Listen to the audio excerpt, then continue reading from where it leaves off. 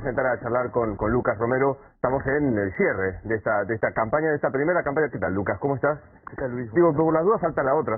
Esta es la que consagra a los candidatos, falta la próxima que definirá los escaños. ¿Tono de la campaña que ves? Bueno, el contexto es un contexto muy particular, muy delicado desde lo social, desde lo económico. El contenido de la campaña es muy pobre. Cuando nos imaginábamos qué campaña podíamos tener en pandemia, quizás no nos imaginábamos esta campaña. Y creo que adicionalmente hay una opinión pública, una sociedad absolutamente desconectada, digamos, del proceso electoral, ¿no? Da la sensación que no hay entusiasmo en la gran mayoría, sí en los votantes de las principales fuerzas. Fíjate qué curioso. Y eso le pone y le imprime a la variable de la participación un aspecto central. Ahora, digo, hay como pifias, saco el olivo. ¿El Olivos Gate va a tener influencia, te parece, a la hora del voto? Es un episodio que tiene un impacto reputacional muy fuerte, tiene un impacto electoral, claro que lo tiene, quizás no es el impacto similar al impacto reputacional. Ahora, yo digo, Luis, en la superficie estamos viendo un proceso, la coyuntura nos muestra un proceso electoral. En el cauce del proceso político, yo creo que tenemos una crisis de la legitimidad del liderazgo presidencial. Porque, no solo porque la palabra del presidente, la autoridad del presidente han estado socavadas por múltiples episodios, sino que, digo, este es un presidente que tenía la legitimidad de origen viciada, ¿no? No solo por la simetría de poder entre quien lo nomina y quien es el candidato a presidente, sino por algo que a veces se soslaya. La candidatura de Alberto Fernández no fue decidida por consenso por la coalición. Los miembros de la coalición aceptaron la candidatura de Alberto Fernández como prenda de unidad porque había un incentivo electoral. Entonces, legitimidad de origen viciada, legitimidad de ejercicio ausente, la otra fuente de legitimidad que es la de ofrecer resultados exitosos, también ha estado ausente. Eso explica en parte también la pérdida de popularidad. Este es un presidente que no tiene votos propios, que no tiene territorio, y quizás hoy la única fuente de legitimidad que le queda es la de ser el garante de una unidad que garantiza el resultado electoral. Todos esos componentes están planteados en la escena de riesgo que enfrenta Alberto Fernández en esta elección, que necesita salir victorioso para rescatar su liderazgo, ¿no? Ahora digo, cuando pasan episodios como el de hoy, de Tolosa Paz, o qué sé yo, o Frederick diciendo lo que dicen, ¿son intentos de parecer más amables con el público, captar, por ejemplo, capturar el voto más joven, el caso de Tolosa Paz, o Frederick, no sé, llamar un poco más al núcleo? ¿Qué es esto? ¿Es una estrategia o es que no hay estrategia? Probablemente hay falta de planificación de la campaña y porque en definitiva los mensajes deben estar armonizados.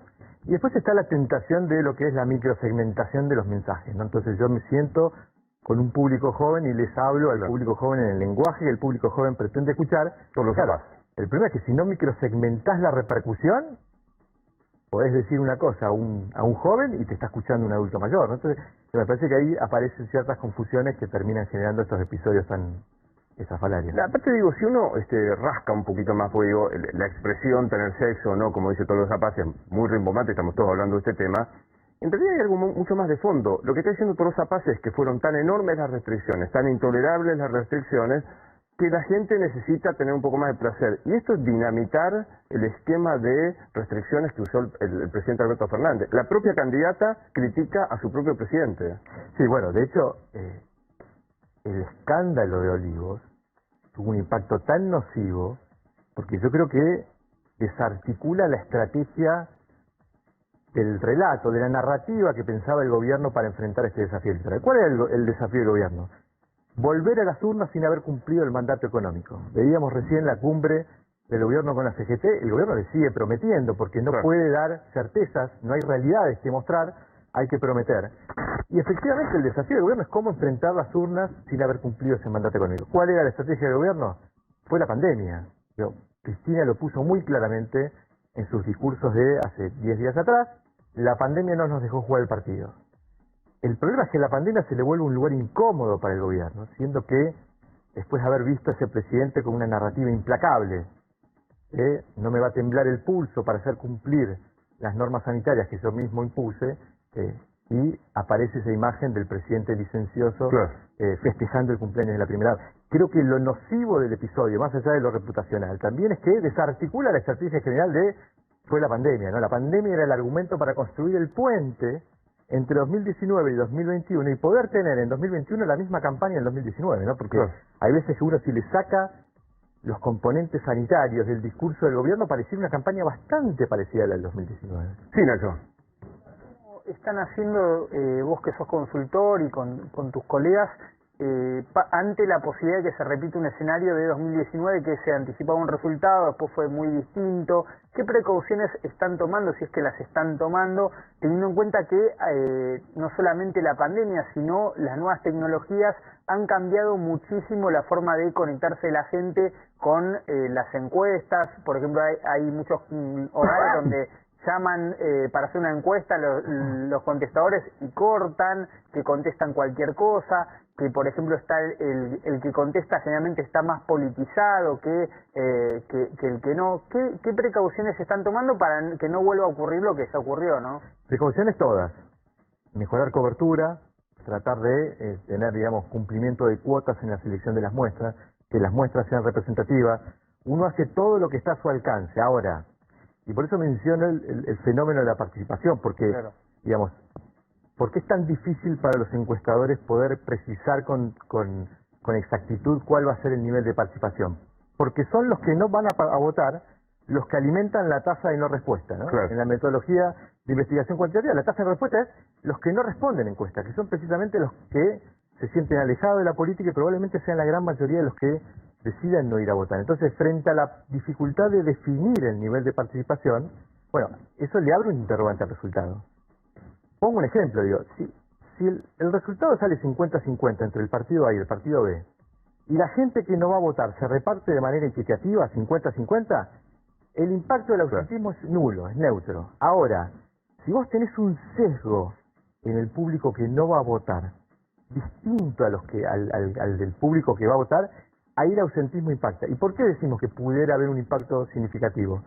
Porque es más probable, no digo seguro, pero que la gran mayoría que no vaya a votar probablemente sean votantes de tendencia opositora. Tiene un dato. Tendencia. Encuesta en la provincia de Buenos Aires. Le preguntamos a la gente, ¿qué tan entusiasmado está usted de ir a votar a las elecciones? Muy entusiasmado, poco entusiasmado, nada entusiasmado. El segmento más entusiasmado de ir a votar eran los votantes de Victoria Tolosa Paz. Mirá. El 80% dijo muy entusiasmado o entusiasmado. En el campo opositor, el entusiasmo cae a casi la mitad, 47% de promedio. Y descendía de esta siguiente manera. Más entusiasmados los de Santil y Manes, poco menos entusiasmados los de Spar, y los últimos, los de Randazzo y otras fuerzas, digamos, quizás que no están en la grieta. Es decir, es probable que la participación sea un factor que beneficie al gobierno. Ahora, el desencantado en el 2019 probablemente fue oficialista, fue una elección categórica del Frente de Todos. Sí, ahí teníamos, hubo otro problema, que es que el desafío también de las mediciones de este tipo es tratar de tener una cobertura total sobre la población, sobre todo en los segmentos medios bajos, Claro. a los que a veces cuesta llegar, que fueron los segmentos que se volcaron masivamente a votar a Alberto Fernández. Yo siempre pongo el mismo ejemplo. Virrey del Pino, Fondo de la Matanza, Tercer Cordón. El resultado ahí fue Alberto Fernández 76, Macri 10. Claro. Ese segmento es el que no se cubrió con buena calidad, con buena representación de la muestra y terminó, digamos, generando lo que generó en las encuestas. Para tratar de entender la debilidad del presidente, yo discutía este fin de semana con un intendente que me decía, nosotros bajó sin duda con todos los pifis Alberto Fernández en el conurbano bonaerense, núcleo duro, te estoy hablando, de 62, yo lo tenía en 62, bajó a 52. Y la verdad que hoy la imagen de todos los dirigentes me bajaron, me decía el intendente, la imagen de Larreta, la imagen de Vidal, es decir, ningún político tiene gran perspectiva cuando la gente le preguntan por su imagen. ¿Esto cuánto afecta en verdad cuando tenés otros políticos que la verdad cuando pones en la mesa creo que son 2 o 3 que pueden tener la imagen positiva por encima de la negativa? Sí, es cierto. En términos generales vemos una caída de la imagen de los dirigentes. Ahora, yo creo que el presidente enfrenta un problema, un riesgo más que un problema, sobre todo con este episodio de Olivos, que es la consolidación de un estigma. Este tipo de episodios suelen consolidar estigmas. ¿Cuál es el estigma que se puede consolidar en la figura del presidente? La del presidente chanta. Porque Es gravísimo lo que estás diciendo. no, porque este es un presidente que tiene un defecto, que es un defecto profesional. Alberto Fernández ha sido históricamente un operador político. Sí, ¿Cuál es la función del operador político? Tratar de juntar voluntades. El operador político tiene por naturaleza un uso liviano de la palabra. claro. Y esto es lo que ha venido caracterizando a Alberto Fernández en esta idea de que uno lo escucha con diferentes audiencias y pareciera a veces decir cosas bastante disonantes, ¿no?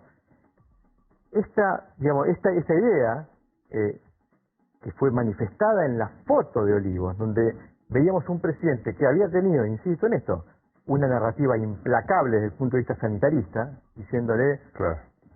voy a perseguir al boludo que no quiso Sí. cumplir con las reglas, y la actitud licenciosa del propio presidente.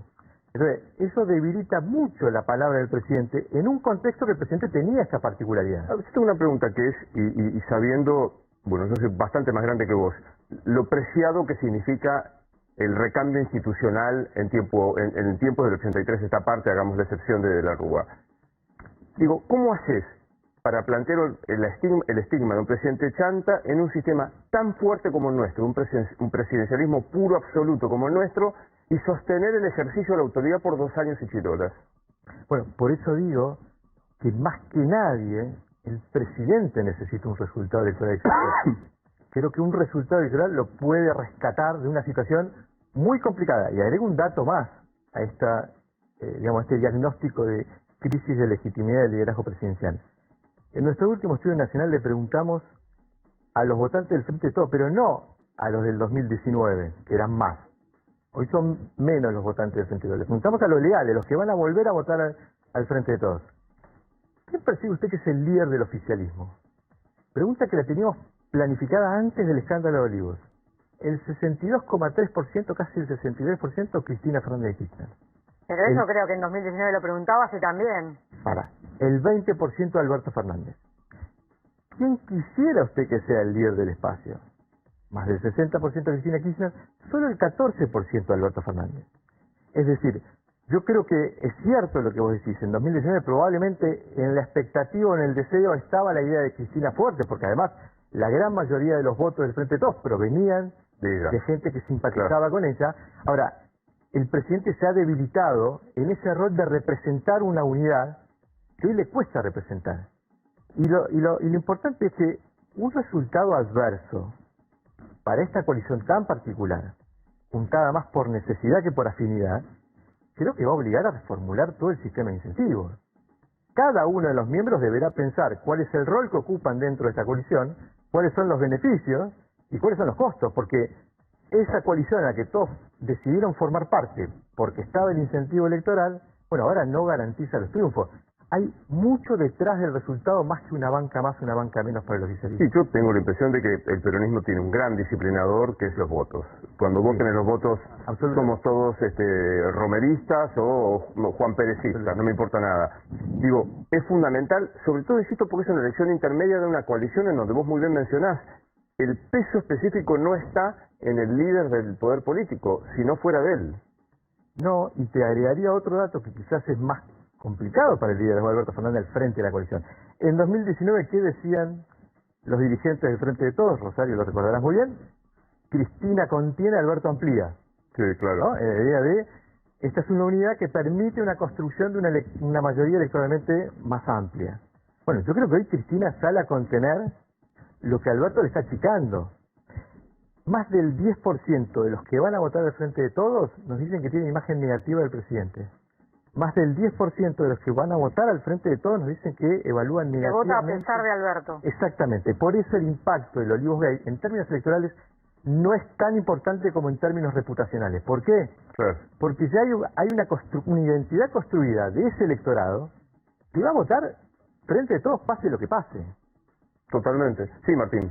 Lucas, te quería consultar qué números tienen ustedes de encuestas tanto en la Ciudad de Buenos Aires como en la Provincia de Buenos Aires de intención de voto, y te llevo a Juntos por el Cambio. ¿Cómo pesa, si es que pesa, la imagen de Mauricio Macri en los candidatos de Juntos por el Cambio? Y sobre todo, ¿cómo pesa la gestión del macrismo a 2 años de haber perdido una elección.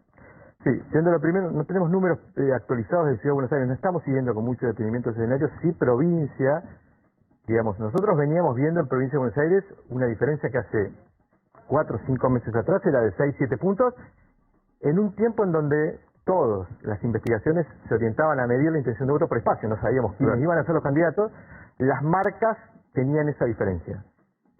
Esa diferencia se fue achicando, llegando a ser inferior a 5. Cuando se definieron los nombres, aparece un fenómeno que es que Tolosa Paz mide un poco menos que la marca, y los candidatos de Juntos, Santilli y Manes, combinados, miden más que la marca, ¿no? Y eso achica mucho más la diferencia. Esto es interesante, o sea, Frente de Todos es más potente que Tolosa Paz Goyán, y Santilli más Manes es más que Juntos. Juntan más que cuando uno pregunta por la marca. Juntos. Usted va a votar a Juntos, exactamente. Juntos por el Cambio, utilizamos la denominación No sé vieja ni cómo se llama. para no desorientar. Entonces, es un escenario que se ha venido ajustando y mucho. Ahora, hay un dato, y esto lo he conversado con colegas que coinciden, interesante. Digamos, hay una presencia más que proporcional de ex votantes del Frente de Todos entre los indecisos. Hay muchos ex votantes del Frente de Todos que está indeciso. Y ahí quizás es donde impacta mucho los Olivos, ¿no? Porque son los votantes que seguramente están indecisos porque no les ha gustado lo que les ha ofrecido el Frente de Todos como opción más después de haberlo votado. Y ahí lo que me dicen a mí en el gobierno es, pero cuando están indecisos y ven lo que tienen enfrente, claro, bueno, no es tan malo votarnos a nosotros. Claro, bueno, porque me sumo a lo que vos estás diciendo. Tenés 50% de inflación, 50% de pobreza, la inseguridad, etcétera, etcétera. En un manual, en un laboratorio político es imposible.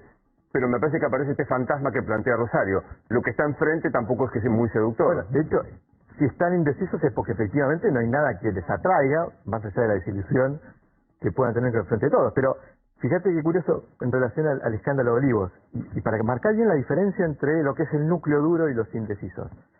Les consultamos, bueno, ¿qué escala de gravedad usted le asigna a este hecho? Utilizamos escalas concéntricas, ¿no? Diciendo de lo menor a más. Un error y un delito, un error, un delito y una inmoralidad, ¿no? 3 escalas de gravedad. Los que van a votar la Frente de Todos, el núcleo duro, un error, 70%. Claro. La mayoría compró el discurso del gobierno y lo procesó, lo metabolizó a la defensiva. Bueno, metió la gamba. Un desliz. Ahora, en ese segmento de indecisos, el 76%, un error, un delito y una inmoralidad. En ese sector impactó mucho. Y por eso digo, habrá que ver, digamos, si de acá al momento de votar, economía de por medio y claro, algún esfuerzo, quizás más de callarse la boca que de hablar por parte de los funcionarios y de los candidatos, porque da la sensación que a veces ni ganas de ayudar se tienen haciendo declaraciones. Esta es la impresión que hay. Ahora, Lucas, Esta es la impresión que... Sí, perdón, decime. No, retomo eso. Unidad Ciudadana en 2017, con la mejor, entre comillas, elección de María Eugenia Vidal, estuvo ahí nomás. Vos decís que es probable que haga una elección aún peor que la que hizo Cristina en ese momento, que con todo, con el tema de los bolsos, las causas que salían por todos lados, estuvo ahí de ganarle, digamos, estuvo muy parejo, sobre todo en las PASO. ¿Vos crees que puede ser una elección peor? No, nosotros proyectando el escenario a noviembre incluso, claro, no estamos viendo que sea una elección mucho menos o muy inferior a esos niveles de apoyo. Claro. Yo creo que la clave también en este proceso electoral, sobre todo en la provincia de Buenos Aires, es la participación del voto estratégico en el proceso, claro, ¿no? El voto útil. Porque estamos viendo una intención de voto a espacios de derecha, particularmente a la oferta de José Luis Espar, que está queriendo orillar los 2 dígitos. El problema es que cuando uno le pregunta a esos votantes, ¿usted quién no quiere que gane la elección? Más del 90% dice no quiero que gane el Frente de Todos. Y si vos le preguntás, ¿y usted cambiaría su voto en favor de un espacio que esté en mejores condiciones de ganar al Frente de Todos? El 75% dice que sí. O sea, esto es una elección de dos tiempos, digamos, de doble vuelta. Entonces, habrá que ver cómo queda la primera vuelta y cómo se comportan los votantes de tercera, cuarta, quinta fuerza frente a la pelea principal, porque es lo que ha pasado en la provincia, es cierto, pero si vos tomás las últimas 4 elecciones en la provincia de Buenos Aires y ves la principal fuerza que rivalizó contra el peronismo-kirchnerismo, entre Paz y General, en promedio, esos espacios crecieron 26%. Frente Renovador en 2013, Juntos Cambiemos en 2015, Cambiemos en 2017 y Juntos por el Cambio en 2019. Los 4 espacios, entre Paz y General, crecieron mucho. Y eso es porque la primaria funciona como instancia ordenadora del voto antikirchnerista en la provincia. Ahora digo, más que para compartirlo con Lucas, información del día de hoy. ¿Qué se dice en Casa de Gobierno después de Tolosa Paz, después de Frederick? Esto que decía recién Lucas, si van a, por lo menos que no hablen. O sea, ¿qué dicen hoy en Casa de Gobierno? El voto joven fue recibido, los dichos de Tolosa Paz fueron recibidos muy bien. De hecho, funcionarios ponderaban que estuvo el título rebotando en todos lados. ¿Ponderaban? Sí, lo ponderaban. Incluso el enojo ahí con Sergio Berni, porque Berni salió muy duro. No es el único que está enojado Sergio Berni con las declaraciones de Tolosa Paz, pero para el gobierno la declaración de Tolosa Paz fue a buscar un voto que tal vez no estaba mirando o no está mirando la elección, y es un un universo muy grande de votantes. Son casi 7 millones de jóvenes. Entonces ahí en el gobierno lo ponderaban. ¿Rosario? A ver, me parece que hay optimismo en la Casa Rosada con respecto a los números, o sea, pero ahora es ganar como sea, o sea, ya ganar una legislativa en la provincia de Buenos Aires después del 2005 es un triunfo, o sea, el gobierno, la oposición podrá decir, bueno, recuperamos votos, el Frente de Todos perdió, ahora ganar, y dicen, hoy ganamos por 2 puntos, por 3 puntos, ahora, de todos modos, ellos dicen, nosotros ganamos por 5 o 6 puntos en la provincia de Buenos Aires, o sea, bajamos de 8 a 6, no hay una pérdida del electorado importante, teniendo en cuenta los que fueron los escándalos, ¿no? La dimensión que tuvieron los escándalos, que podría haber sido mucho peor. Hay optimismo todavía en el gobierno con respecto a lo que puede pasar en la elección, y sobre todo, también es una discusión esta, pues en noviembre se tiene que recuperar la oposición, pero supuestamente no hay peor escenario para el gobierno que el actual. En crisis económica, en crisis en pandemia, en crisis política. Si ganan ahora, ¿qué le espera a la oposición más adelante cuando la economía se recupere, cuando hay más vacunas, cuando supuestamente se tiene que ordenar? Esa es un análisis real. Primero, vos decías al comienzo, de 8 bajaron a 6 puntos de diferencia, pero todavía aparecen los sondeos de ustedes, el Frente de Todos imponiéndose en la provincia de Buenos Aires.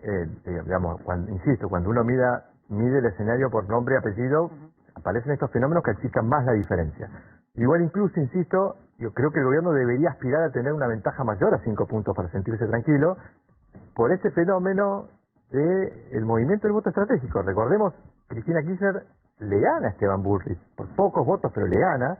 Sería un escenario de esto de ganar por un voto. Claro. Y finalmente en octubre Esteban Bullrich le sacó 4 puntos de diferencia, ¿no? Me parece que el gobierno tiene que aspirar a tener una diferencia mucho mayor si quiere sentirse tranquilo entre Paso y General. Ahora, miremos un poco la capital federal para saber dónde se supone que debe imponerse Horacio Rodríguez Larreta con la aparición de un López Murphy, no sé qué pasa con Rubinstein, y María Eugenia con su salto. ¿Qué estás viendo ahí? Bueno, a ver, Larreta tiene un desafío, ¿no? Porque la elección de 2019 ha sido muy buena para el oficialismo en la ciudad, la mejor elección de Juntos por el Cambio en la ciudad de Buenos Aires, superando el 50%, ha sido una gran elección. Es difícil volver a repetir eso.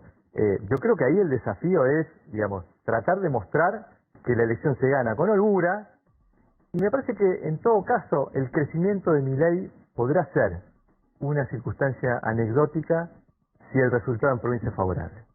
Me parece que todo se va a matizar en función de lo que sucede en provincia, porque si la elección de Vidal no es buena en comparación a otras elecciones en la ciudad de Buenos Aires, pero Santilli gana en la provincia de Buenos Aires, para Rodríguez Larreta será un escenario de absoluto triunfo. Digo Santilli porque el dato que venimos viendo también con cierta consistencia es una ventaja bastante clara de Santilli sobre Manes, sobre todo en el Gran Buenos Aires.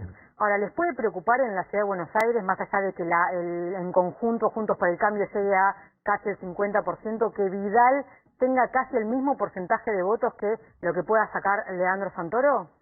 Bueno, será tarea de los que presenten o traten de trabajar para presentar el resultado ante la opinión pública, ¿no? Claro. Buscarán sumar lo que suman las 3 listas que integran el espacio para tratar de mostrar un número mucho más alto, pero claro, el riesgo está en que efectivamente Vidal quede emparentada en los niveles de apoyo al candidato del Frente de Todos, ¿no? Sí, perdón, Martín. No, te quería preguntar, comparado con otras elecciones, si aquella gente que vota en una interna, pienso en la Ciudad de Buenos Aires, en Juntos por el Cambio, si después, en la general, corre ese voto hacia otra fuerza. Mira, la mayoría de los espacios que han tenido internas, sobre todo en Ciudad de Buenos Aires y en provincia, han salido fortalecidos. Hay un caso, estoy contando los espacios que protagonizaron las elecciones. Cuando te vas a ver los espacios chiquititos, probablemente se produzcan pérdidas. Hay un caso, sin embargo, que es la excepción de la regla, que fue el caso de UNEN en 2013. UNEN, si ustedes recordarán, gana la PASO. El conjunto de la interna de UNEN juntó más votos que cualquier otro, después terminó perdiendo la elección. Una coalición muy variopinta, recuerden ustedes, de todo. Pino Solanas, Carrió... Antes de la cartelita. Exactamente, antes de que Carrió al año siguiente se levantara con la cartelita y rompiera, pero en ese caso lo que juntó la interna de UNEN no lo juntó después en la general. ¿Qué plebiscito o qué ves en María Eugenia Vidal en esta elección? ¿Juega mucho el prestigio personal? Digo, su aspiración hacia el 2023, su salto de la provincia a la ciudad. Sí, creo que, digamos, si el resultado en la ciudad no es el resultado que la expectativa del espacio presentaba, me parece que Vidal va a pagar un costo.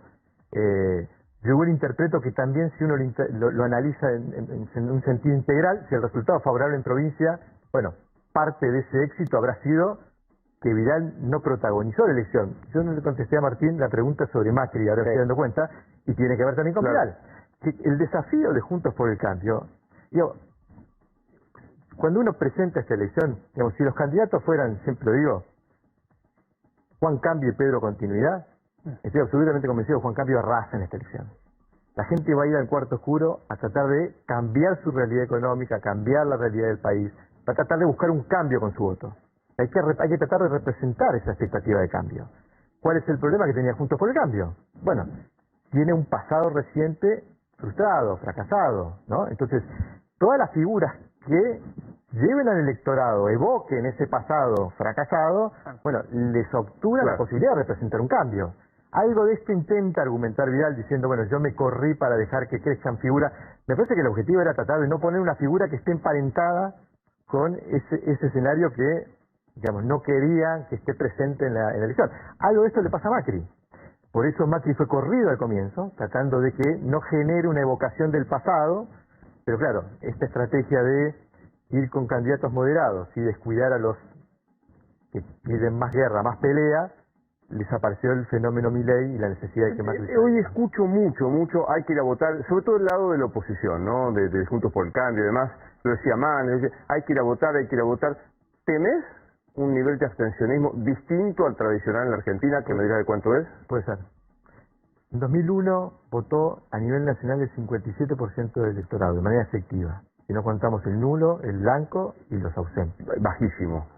Si ustedes agarran la tapa de Clarín del 15 de octubre de 2001 de cualquier diario, los títulos decían, arrasó Duhalde.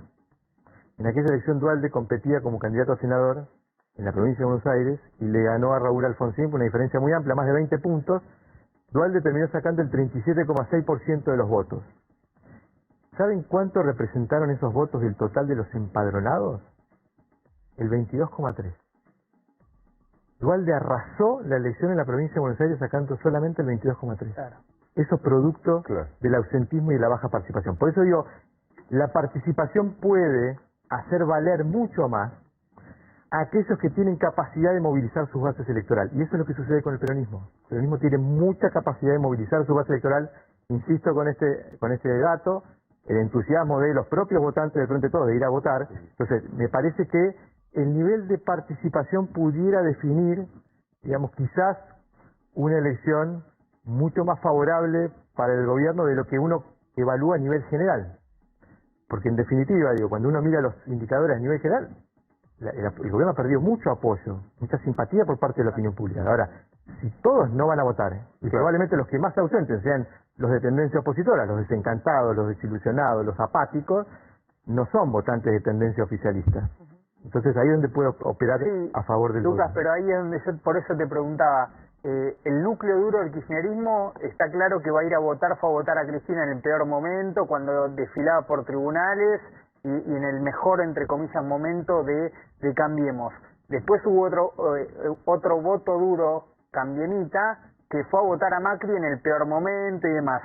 El porcentaje, ¿cómo sabemos que ese porcentaje que vos decís que son votantes del Frente de Todos no tenía que ver con ese votante independiente que captó Alberto Fernández y no con un voto duro? ¿Por qué ese voto duro, por qué ese porcentaje ya definimos que era anti Frente de Todos?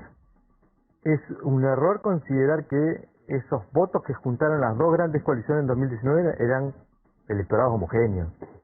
Ahí había votantes que eligieron al Frente de Todos porque estaban enojados con Macri a pesar de Cristina, y hay votantes que eligieron a Macri porque estaban enojados con Cristina a pesar de Macri. Claro. Digo, los dos bordes, los estrategas se llaman bordes blandos de apoyo, ¿no? Los votantes blandos, los votantes que no están muy convencidos de lo que van a hacer. Bueno, de esos hubo, y efectivamente en las elecciones presidenciales suelen conglomerarse mucho más los votantes. Pero me parece que, a ver, hay que también considerar los valores que representan a nivel total, digamos. Claro. Alberto Fernández sacó el 48,2% de los votos, en realidad sacó el 39% de los votos.